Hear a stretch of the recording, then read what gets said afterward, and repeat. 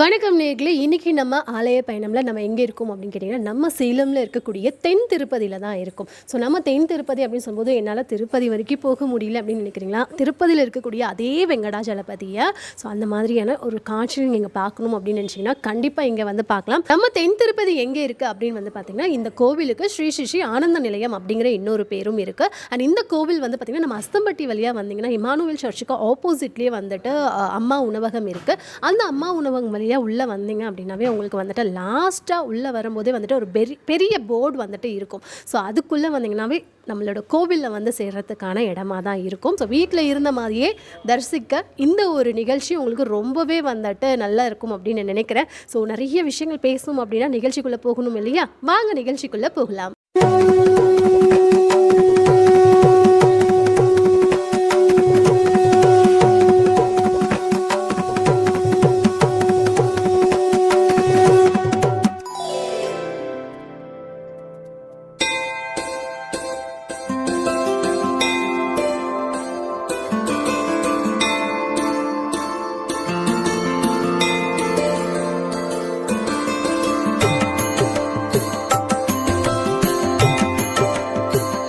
So இன்றைக்கி நம்மளுடைய ஆலய பயணமில் நம்ம கோவில் எங்கே இருக்கோம் அப்படின்னு பார்த்தீங்கன்னா, நம்ம தென் திருப்பதியில் தான் இருக்கோம். ஸோ நம்மளால் வந்துட்டு திருப்பதி போக முடியல அப்படின்னு நீங்கள் நினச்சிங்க அப்படின்னா தென் திருப்பதி நீங்கள் வந்துடலாம். ஸோ நம்ம கோவிலை பற்றி நிறைய விஷயங்கள் இப்போ நம்ம வந்து கேட்டு தெரிஞ்சுக்க போகிறோம். வணக்கம் சார். அறிவோம். வணக்கம். உங்களை பற்றி ஒரு சில விஷயம். என்னோட பேர் டாக்டர் கே நீலகிருஷ்ண ஆழ்வார்.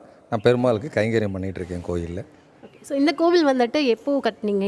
எவ்வளோ வருஷமாக இருக்குது? ஒரு 2.5 வருஷம் ஆகிறது. 2021 கும்பாபிஷேகம் ஆச்சு.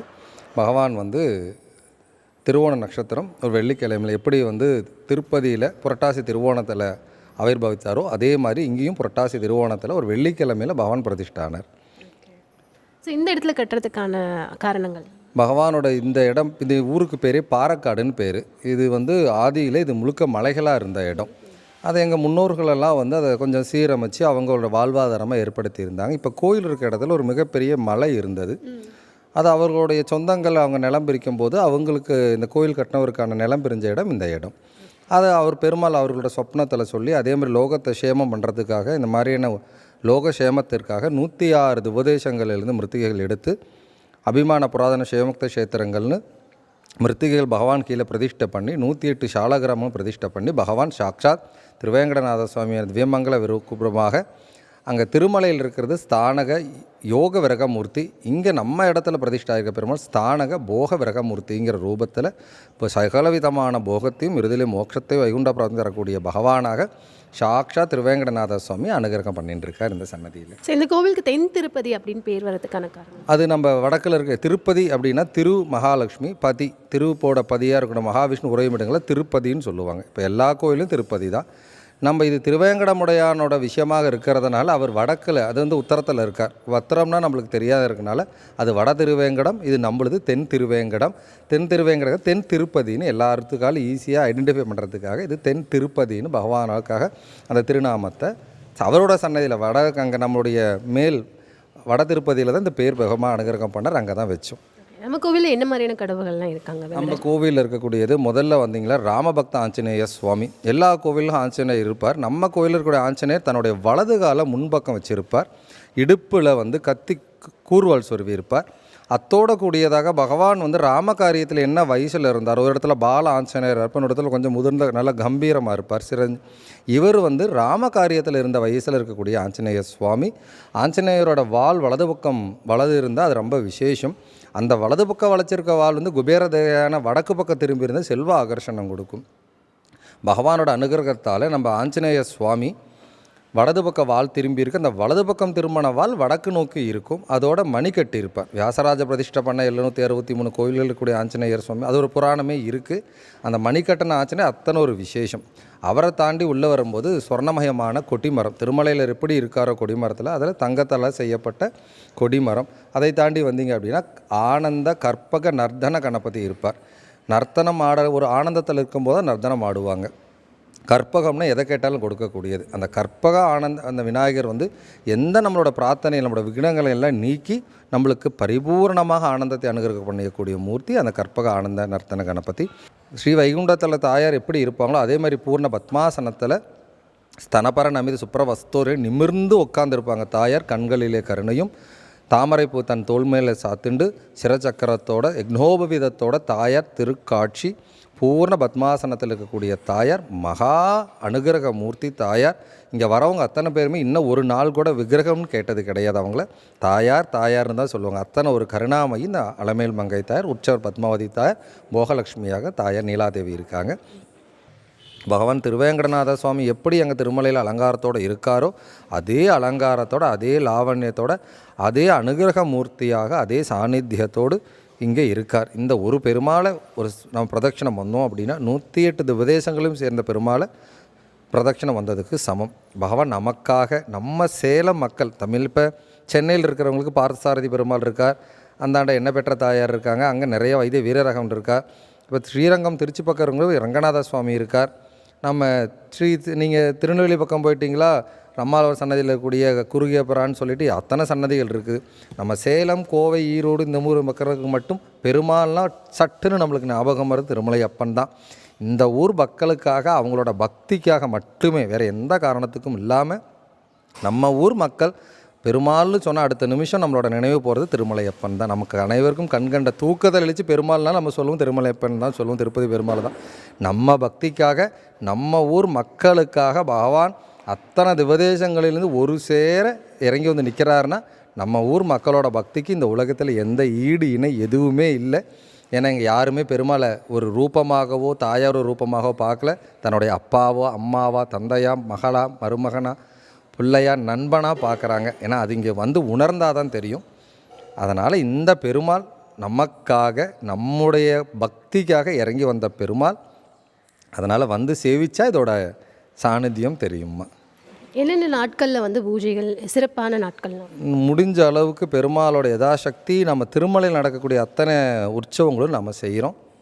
நம்மளால் முடிஞ்ச அளவுக்கு பண்ணுறோம். காலையில் திருப்பாவை, திருப்பள்ளி எழுச்சி, அது முடிஞ்சதுக்கப்புறம் காலம்பர நவநீத ஆரத்தி சாற்றுபடியாகும். அதைத் தொடர்ந்து போக சீனிவாச திருமஞ்சனம் ஆனவுடனே 108 திவதேச பெருமாளுக்கும் அர்ச்சனை நடைபெற்று, அதைத் தொடர்ந்து விஷ்ணு சகஸ்ரநாம அர்ச்சனையும், ஸ்ரீசுக்த பாராயணம், வராக சுவாமி அர்ச்சனை, ஆண்டலகிருஷ்ண அத்திவரத சுவாமி அர்ச்சனை நடக்கும். ஒரு விஷயம் சொல்ல மறந்துட்டேன், எங்கேயுமே இல்லாத சிறப்பாக 40 வருஷத்துக்கு ஒரு முறை மட்டுமே காட்சி கொடுக்கக்கூடிய நம்மளுடைய அத்திவரத சுவாமி நம்மளோட பக்திக்கு, எனக்கு தெரிஞ்சு சேலத்தில் தான் பஸ்ஸாக போணுச்சு அந்த அத்திவரதர் வைபவத்தில். இன்னமும் சொல்லுவார் அந்த சுவாமி, அந்த TN30ங்கிற பஸ்ஸு தான் நாங்கள் அதிகமாகவே பார்த்தோம் காஞ்சிபுரத்தில்னு. அந்த எந்த குடும்பம் வந்து அந்த பெருமாளை கண்டெடுத்துச்சோ இந்த வருஷம் அதே ஸ்ரீராம் பட்டரோட ஒரு தோப்பனாரையும் வச்சு நம்ம கோயில் அங்கே எப்படி அத்திவரதர் இருந்தாரோ அதே மாதிரி அத்தி மரத்தால் 400 வருடம் பழமையான அத்தி மரத்தால் செஞ்ச அத்திவரதன் பிரதிஷ்டை ஆகியிருக்கார். அது நம்ம கோயிலோட மிக விசேஷம். 40 வருஷமெல்லாம் யாரும் காத்திருக்க வேணாம். நம்ம வண்டி எடுத்தோமோ நடந்து வந்தோம்னா 40 நிமிஷத்தில் பகவானை சேவிச்சிடலாம் அத்திவரதரை. அவருக்கு அத்திவரதருக்கும் ரெகுலராக வந்து அர்ச்சனைகள் நடக்கிறது. ஆண்டாள் கிருஷ்ணனும் இங்கே ஸ்வர்ணமய மண்டபத்தில் இருக்காங்க. அதைத் தொடர்ந்து தாயாருக்கு அர்ச்சனை நடக்கும். ஸ்ரீசுக்த பாராயணம் முடிஞ்சோன்னா தாயாருக்கு அர்ச்சனை நடக்கும். அதோட பெருமாள் இருக்கக்கூடிய விசேஷமான அர்ச்சனை முடிஞ்ச உடனே திருமார்பு நாச்சியாக இருக்கக்கூடிய சோடச நாமாவளி நடக்கும். சுதர்சனருக்கு ஏகதச சுதர்சன பாராயணம் நடக்கும். இதோடு கூடிய ரெகுலராக இது முடிஞ்ச மாதியகத்தில் வேங்கடேஸ்வர சகஸ்ரநாம அர்ச்சனையும், மாலையில் விஷ்ணு சகஸ்ரநாம பாராயணம், ஸ்ரீசுக்த பாராயணம் நடக்கும். 6 கால பூஜைகள் நம்ம கோயில் நடைபெறுகிறது. இரவு நேரத்தில் பகவானுக்கு ஏகாந்த சேவை நடைபெறும். அது ஏகாந்த சேவை முடிஞ்சோன்னா கோயில் தாப்பிட்டு அடுத்த நாள் காலம்பரம் நடக்கும். அதே மாதிரி நம்ம கோயிலில் பௌர்ணமியில் சத்யநாராயண பூஜை, வெள்ளிக்கிழமையில் பகவானுக்கும் தாயார் வராருக்கு அபிஷேகம், அத்தோட கூடிய திருவோண நட்சத்திரத்தில் காலையில் கலசாபிஷேகம், அதைத் தொடர்ந்து மாலை சகஸ்ர தீப அலங்காரண சேவை, கிருஷ்ணா ஜெயந்தி, ராமநவமி, ஆழ்வார்கள் நட்சத்திரம், ஆச்சாரியர்கள் நட்சத்திரம், தசாவதார ஜெயந்தி. நம்ம முடிஞ்ச அளவுக்கு யதாசக்தி நம்மளால் பகவானுக்கு எத்தனை சேவை செய்ய முடியுமோ அத்தனையும் வருஷம் முழுக்க ஏதாவது உற்சவங்கள் நம்ம கோயிலில் நடந்துகிட்டே தான் இருக்குது. நம்மளுடைய மக்களோட அந்த பக்திக்கு பகவான் இதெல்லாம் செஞ்சுக்கிறார். நம்ம அங்கே வந்து ஒரு உபதேசத்துலேயும் போய் சேவிக்க முடியாத அத்தனையும் இங்கே நம்மளுக்காக காட்டி கொடுக்குறார். வருங்காலத்தில் பகவானுக்கு ஒரு பௌர்ணமியிலும் தங்க கருட சேவை நடைபெற இருக்கிறது. டைமிங் பற்றி சொல்லுங்கள். காலையில் 6:30க்கு கோயிலில் தரிசனத்துக்கு அலோவ் பண்ணுவாங்க. ஏன்னா திருப்பாவை முடித்து நவநீத ஆரத்திக்கு உள்ளே அலோவ் பண்ணுவாங்க. மதியம் 12:30 உச்சிகால பூஜை முடிஞ்சு 12:30 வரைக்கும் நட திறந்திருக்கும். மாலை 5:15 ஈவினிங் 8 மணி வரைக்கும் நட திறந்திருக்கும். சித்திரை மாதத்தில் பகவானுக்கு விஷுக்கணி தரிசனமாக பகவான் அவரோட திருவடிக்கையில் அனைத்து விதமான பழங்களையும் வச்சு அவருடைய விஷுக்கணி தரிசனம் நடக்கும். பகவான் அன்னைக்கு தங்க கவசம் சாத்தியிருப்பார். அத்தோடு வரக்கூடிய பக்தர்களுக்கு பகவானின் திருவடியில் பூஜித்து நாணயங்களை பிரசாதமாக கொடுப்பாங்க. வருடத்திற்கு 5 முறை பகவான் தங்க கவசத்தில் காட்சி கொடுப்பார்.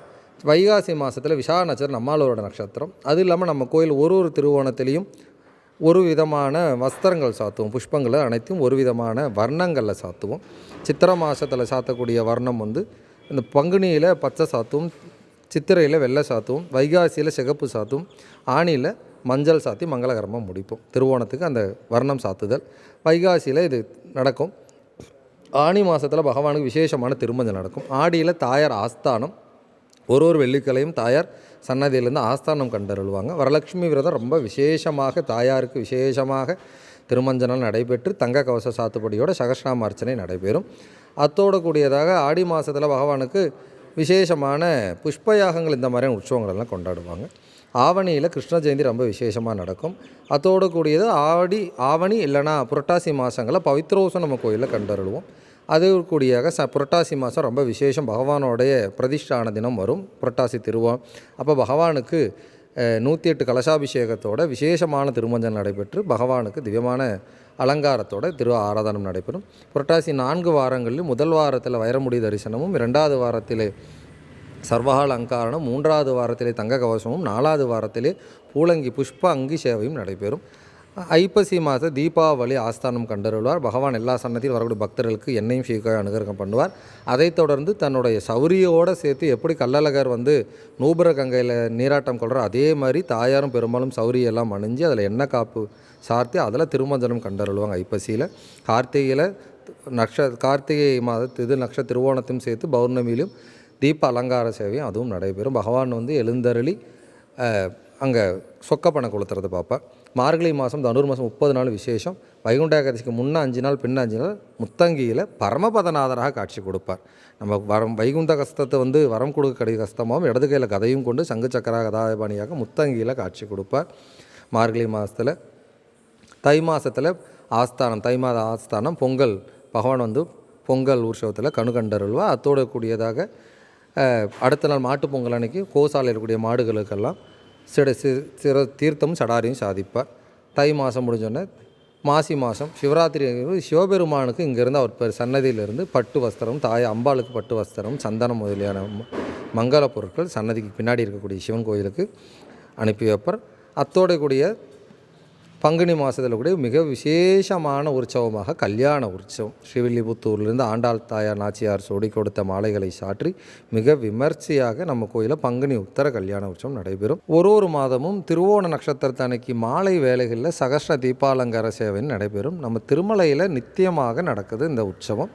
மாலை 5 மணிக்கு 4:45 5:30 வரைக்கும் நம்ம திருமலையில் அந்த உற்சவத்தை தரிசனம் பண்ணலாம்.